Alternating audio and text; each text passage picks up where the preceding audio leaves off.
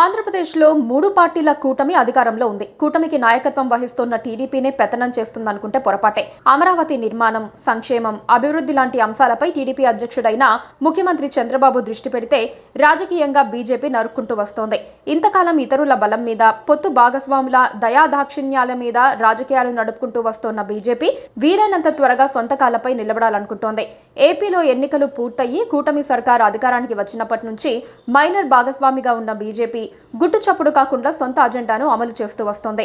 Purandeswari, CM Ramesh, Sujana Chowdary, Somu Veerraju, Satyakumar Yadav లాంటి వారికి పార్టీని బలోపేతం చేసే బాధ్యతను అప్పగించింది. గ్రామాన ఉన్న ఆర్ఎస్ఎస్ శాఖల ప్రత్యక్ష సహకారంతో బీజేపీ సానుభూతి పరులను ఏకం చేసే పనిలో ఉంది. ఇతర పార్టీల్లో ఉన్న అసంతృప్తి పరులపై కూడా ఆపరేషన్ ఆకర్ష్ ప్రయోగిస్తోంది. బీజేపీకి ఎక్కువగా వైసీపీ వాళ్లే ఆకర్షితులవుతున్నారు. 4 ఏళ్ల పాటు వైసీపీలో ఉండి చేసేదేమీ లేదని అర్థం చేసుకున్న వాళ్లంతా కమలం వైపు చూస్తున్నారు. వచ్చే ఎన్నికల్లోనూ జగన్ గెలుస్తారన్న విశ్వాసం లేని వాళ్లు ఇప్పుడే వైసీపీ నుంచి ఎగ్జిట్ అయిపోతున్నారు. కేంద్రంలో అధికారంలో బీజేపీ ఉన్నందున చిన్న పనులైనా చేసుకోవచ్చని వచ్చేవాళ్లున్నారు. టీడీపీలో గుంపులు ఎక్కువైపోయి అక్కడ చేర్చుకోవటం కష్టంగా మారింది. చేర్చుకున్నా పెద్దగా ప్రాధాన్యం లభించదని నేతలకు ఇట్టే అర్థమవుతోంది.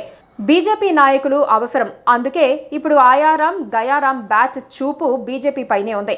బీజేపీకి కూడా వారి అవసరం చాలానే ఉంది. బీజేపీ చాలా వ్యూహాత్మకంగా వ్యవహరిస్తూ వస్తోంది. కూటమి ప్రభుత్వం ఏర్పాటైన నాటి నుంచే కింది స్థాయి చేరికలు మొదలయ్యాయి. పర్చూరు నియోజకవర్గం వైసీపీ నేతలు ఏకమొత్తంగా బీజేపీలో చేరటం ఇందుకు ఉదాహరణగా చెప్పుకోవచ్చు. తర్వాత చాలా మంది పెద్ద నేతలు కూడా కమలం తీర్థం పుచ్చుకున్నారు. ఇప్పుడు వైసీపీకి ఎమ్మెల్సీ పదవికి రాజీనామా చేసిన మండలి డిప్యూటీ చైర్పర్సన్ జాకియా ఖానం బీజేపీలో చేరారు. టీడీపీలో చేరే ప్రయత్నంగా కాలు అరిగేలా తిరిగిన జాకియా అక్కడ చంద్రబాబు చల్లని చూపు ఆమెపై పడకపోవడంతో కాషాయం వైపు వచ్చారు. ఆమె అడిగిందే తడవుగా బీజేపీ రాష్ట్ర శాఖ అధ్యక్షురాలు పురంధేశ్వరి స్వయంగా ఆమెను చేర్చుకున్నారు. మైనార్టీలకు బీజేపీ వ్యతిరేకమన్న అపవాదును పోగొట్టుకునేందుకు కూడా జాకియా చేరిక ఉపయోగపడుతుంది.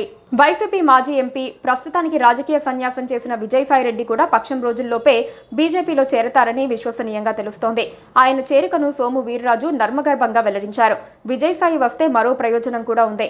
ఆయన మంచి లాబీయిస్ట్. అక్కడ ఇక్కడ మాట్లాడి టీడీపీ వ్యతిరేకులంతా బీజేపీలో చేరే విధంగా పావులు కదుపుతారు.